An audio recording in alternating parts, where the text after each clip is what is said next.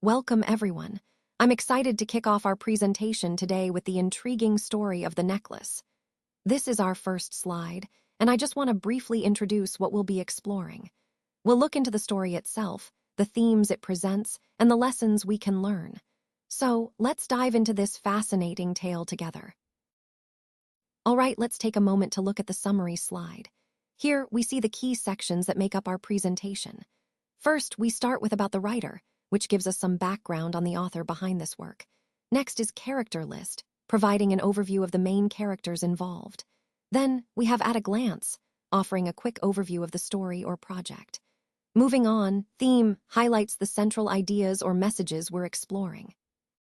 And finally, background sets the context, giving us the necessary background information to understand the bigger picture.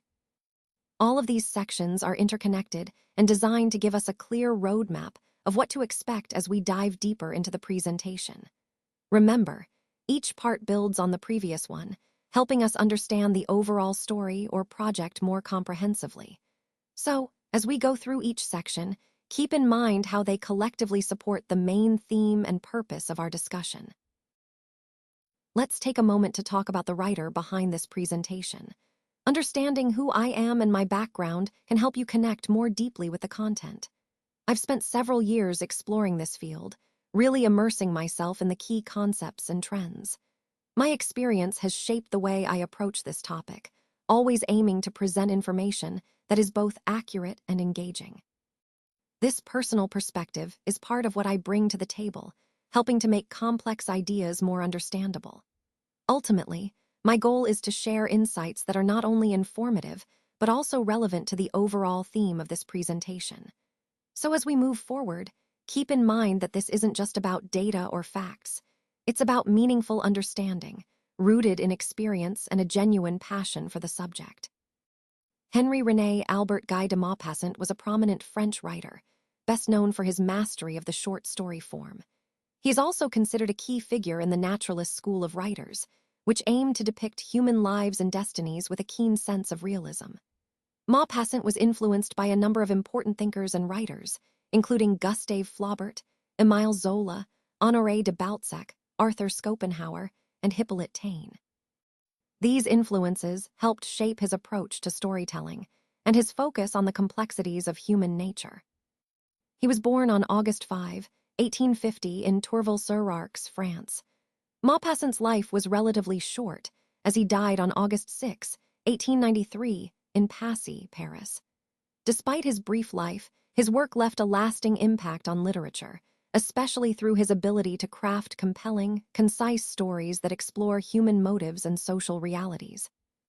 Connecting this to our overall theme, Maupassant's work exemplifies the power of the short story to reveal deep truths about society and individual psychology.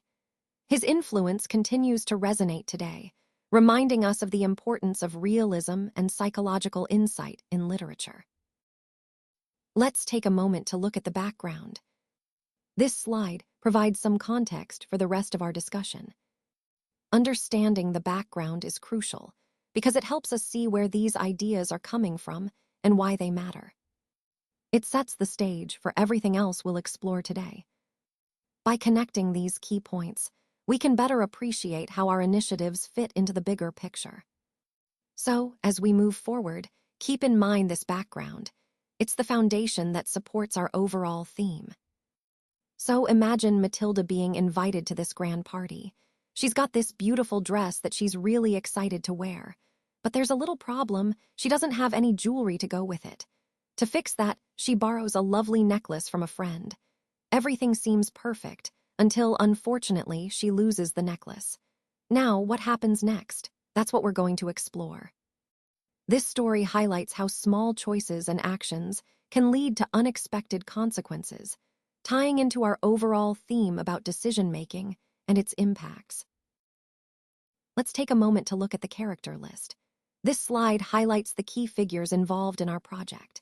As you can see, understanding who these characters are helps us grasp the different roles and perspectives shaping the overall narrative.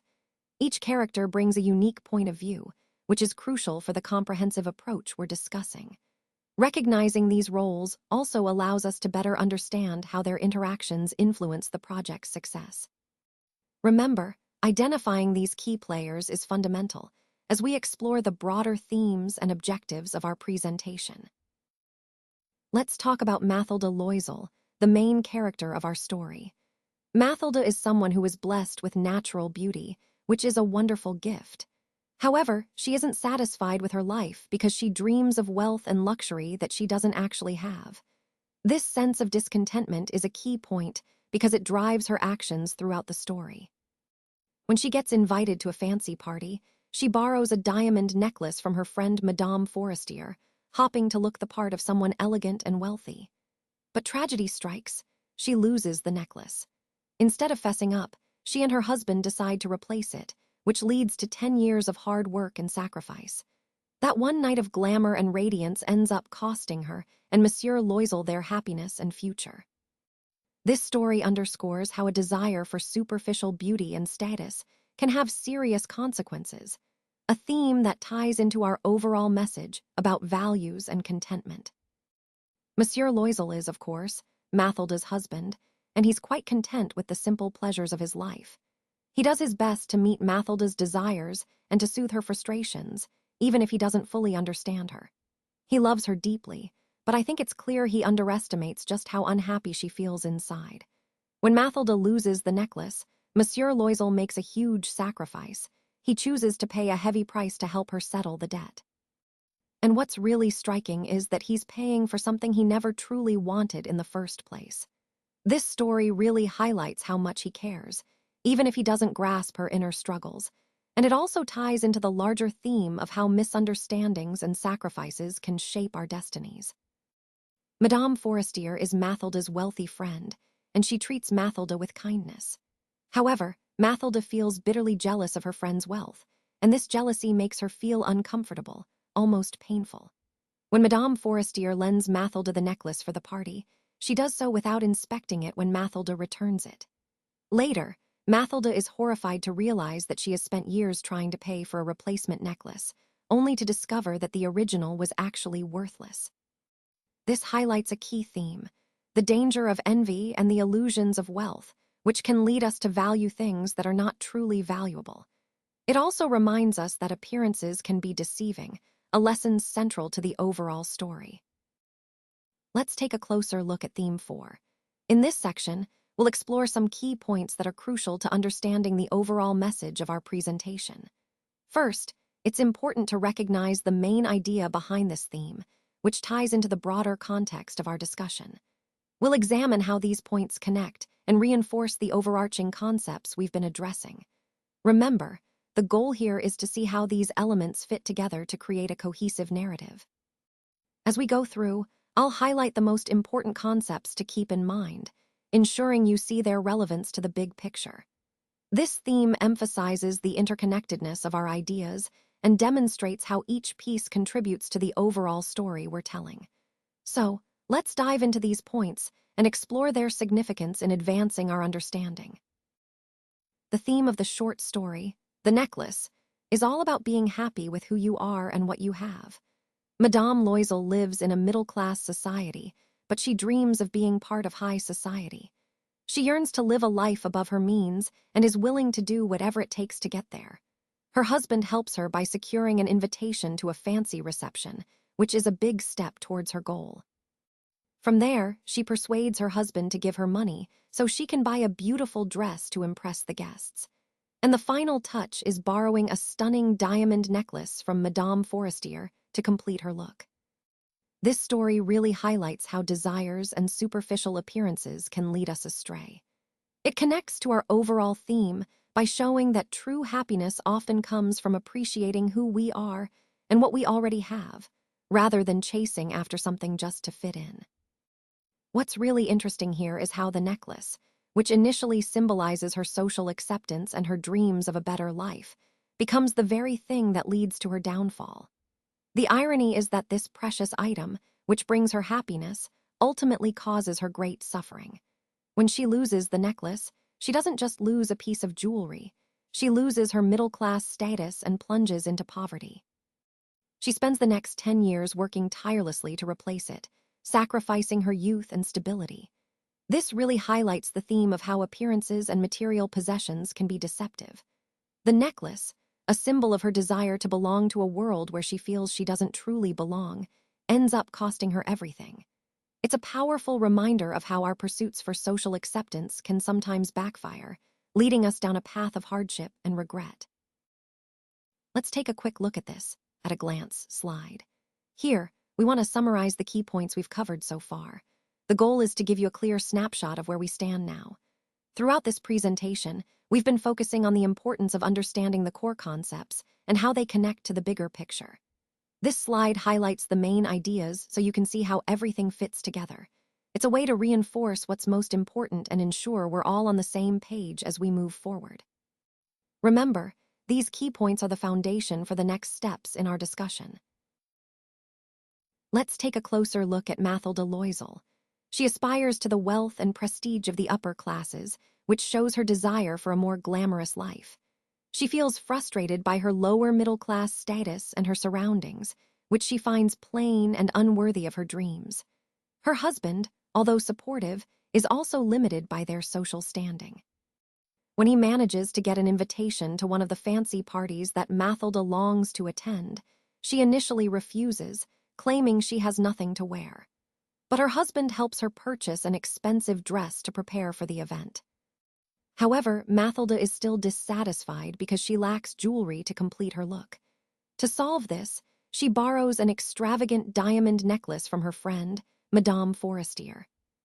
This scene highlights her longing for wealth and her willingness to go to great lengths to appear part of the upper class, which ultimately ties into the overall theme of desire and social status in the story. So, after Mathilde has a wonderful time at the party, she's filled with joy and excitement. But unfortunately, once she gets home, she makes a shocking discovery. Her diamond necklace is missing. This sets off a chain of events that will dramatically change her life. The couple, desperate to replace what they lost, ends up spending their entire inheritance and even taking out loans. They go into deep debt and live in poverty for many years. Over time, this financial strain takes a toll on Mathilde, to the point that her looks and health begin to suffer. Later in the story, Mathilde unexpectedly runs into Madame Forestier, the woman she borrowed the necklace from. She confesses everything, the whole story of the lost necklace and their debt. To her surprise, Madame Forestier is deeply moved and reveals that the necklace was actually a fake. This revelation is key, because it highlights the theme of appearances versus reality and the dangers of materialism that runs through the story. Let's take a moment to review the key points we've covered.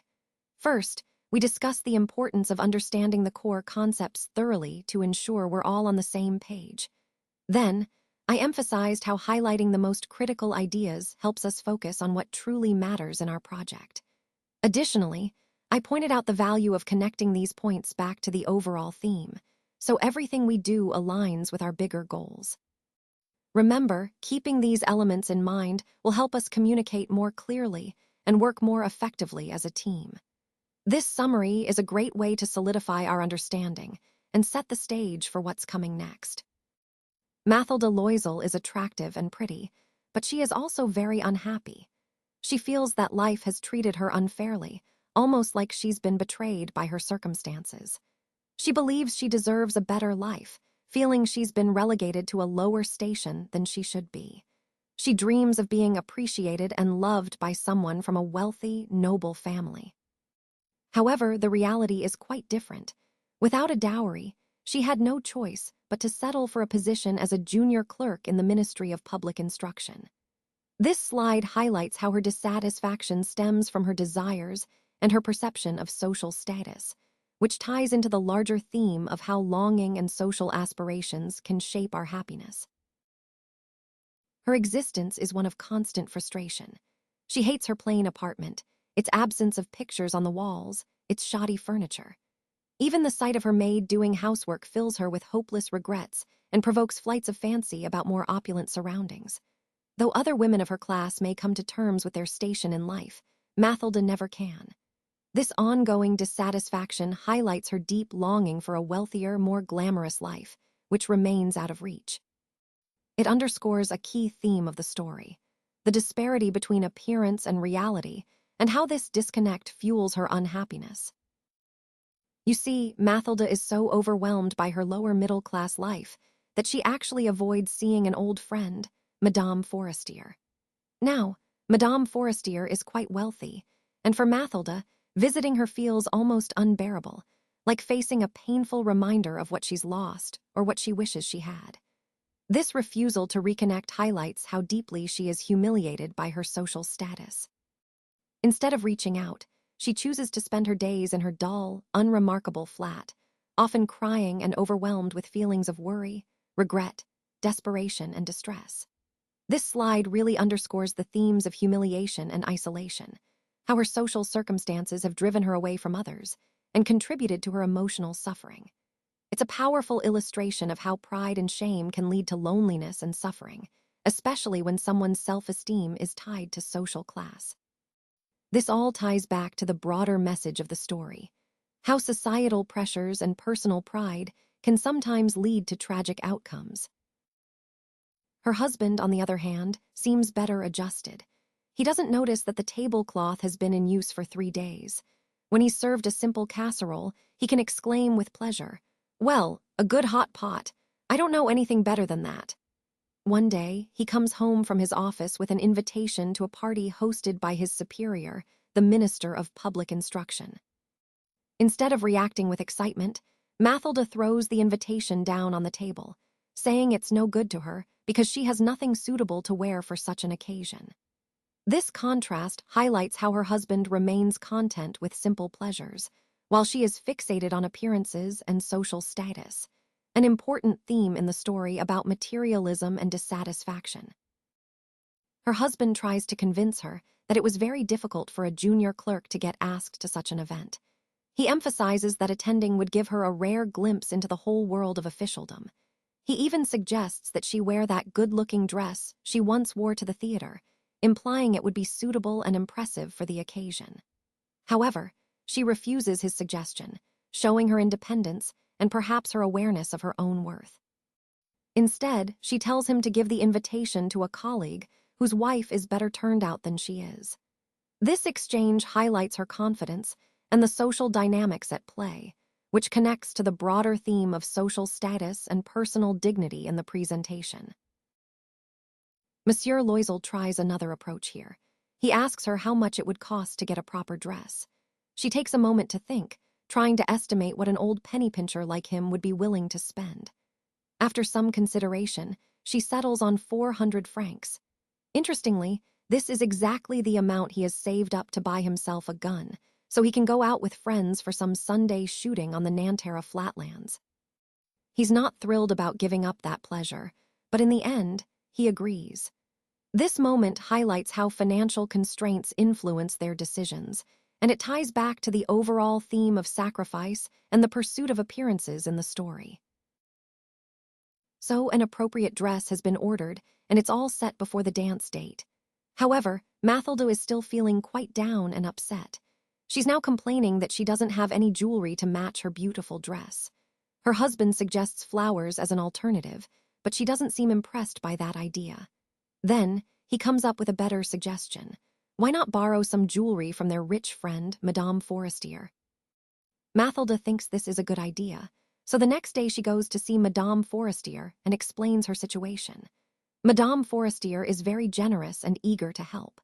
She goes to her wardrobe and retrieves a large jewelry casket, telling Mathilda to take whatever she likes. This scene highlights how social status and material possessions play a role in their lives, especially in moments like this where appearance matters so much. It also introduces the idea of borrowing and the importance placed on appearances, which ties into the larger themes of the story about appearances versus reality. This part of the story highlights Mathilda's indecision and her longing for something truly spectacular. She's faced with an array of beautiful jewelry, but none seem to fully satisfy her desire for grandeur. So she asks to see more, and suddenly, her eyes catch sight of a stunning black satin case. Inside, she finds a magnificent necklace, described as a river of diamonds, which truly captures her imagination. Her voice trembles with excitement as she asks if she can borrow it. Her desire for this exquisite piece is palpable. Her friend, understanding and kind, agrees without hesitation, saying, "But yes, certainly." Overjoyed, Mathilde embraces her friend, showing her gratitude, and then she hurriedly leaves, eager to take her treasure home. This moment underscores the theme of longing and the allure of luxury. It also reflects Mathilde's deep desire to appear wealthy and glamorous, which is central to her character, and the story's exploration of social aspirations. The necklace symbolizes her dreams and the lengths she's willing to go to in pursuit of them. So, at the minister's party, Mathilde really manages to shine. She appears to be the most beautiful woman in the room, and all the men's eyes are naturally drawn to her. Even the minister himself notices her presence. Throughout the night, she dances tirelessly, reveling in the attention and admiration. Meanwhile, her husband is left sitting quietly in a small drawing room with 3 other husbands, men whose wives are also having a good time. As the party winds down at 4 in the morning, Mathilde is eager to leave quickly. She's concerned about the other women, who are all wearing luxurious furs, noticing her plain cloth coat. This desire to hide her modest attire highlights her ongoing desire to project wealth and status, tying back to the larger themes of appearance and social aspirations that run throughout the story. She runs out to the street, hopping to find a cab quickly. But instead, her search takes her all the way down to the Seine. There, at last, she and her husband spot an old, dilapidated brougham parked along the embankment. This ride back to their rather dismal apartment is filled with a heavy, somber mood. Mathilde is overwhelmed with sadness, especially since she's still haunted by the memories of her recent triumph. Once they arrive home, as she's taking off her wraps, she suddenly realizes that the necklace is no longer around her neck. They both frantically search her clothes, but there's nothing. Her husband then goes out, retracing their entire path home, hopping to find the necklace. Several hours later, he returns empty-handed, having found nothing. The very next day, he decides to go to the police and files a report. This sequence highlights the devastating impact of losing the necklace, which ultimately underscores the story's key message about appearances versus reality and the danger of superficial values. So, after losing the necklace, they try to find it by advertising in the lost and found section of the papers, but unfortunately, there's no sign of it. To give themselves more time, they tell Madame Forestier that the clasp is being repaired, hoping this will buy them some extra days to search. But after 5 days, when nothing turns up, they realize the necklace is truly gone. At this point, they decide they need to replace it.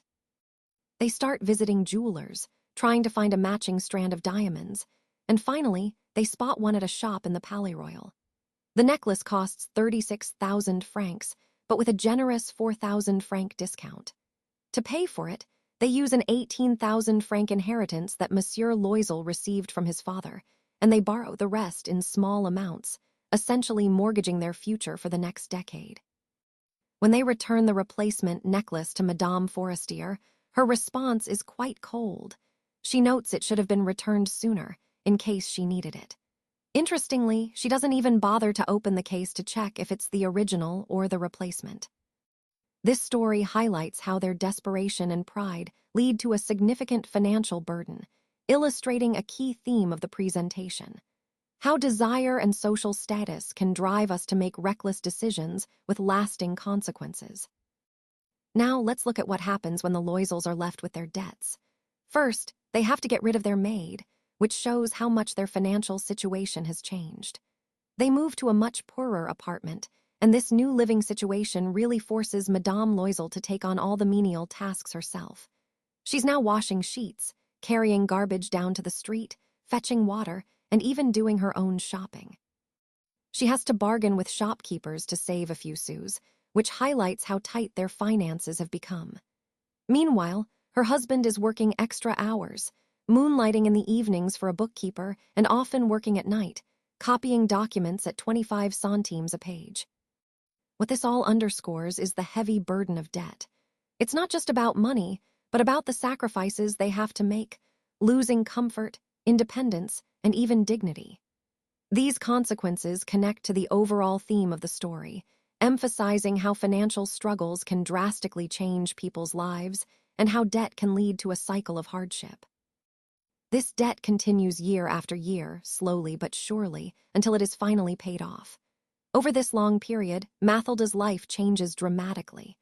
The years of hardship and poverty transform her into a much different person. She becomes a poor, prematurely old woman. You can see this in her appearance. She has a loud voice, red hands, and neglected hair, all signs of her suffering.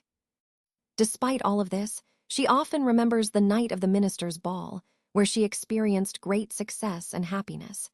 It's a poignant contrast, her current misery versus that brief moment of joy. And she often asks herself, what if she hadn't lost that necklace? What would her life have been like if she had kept her wealth? This question reflects her longing and the what-ifs that haunt her. This slide highlights how relentless hardship can change a person over time, and it ties into the overall theme of how appearances and reality can be so different. It's a reminder of the cost of pride and the importance of appreciating what we have before it's gone. Imagine this. One Sunday, as I'm strolling along the beautiful Champs-Élysées, I happen to see Madame Forestier. She's out walking with a child, and she still looks quite young and very attractive. Now that my debt for the necklace has finally been paid off, I feel it's the right moment to finally tell her everything that happened. I decide to approach her and start a conversation. At first, she doesn't recognize me, but once I introduce myself, everything changes. This encounter is significant because it's not just about reconnecting with an old friend. It also symbolizes closure and the possibility of honesty after years of hardship.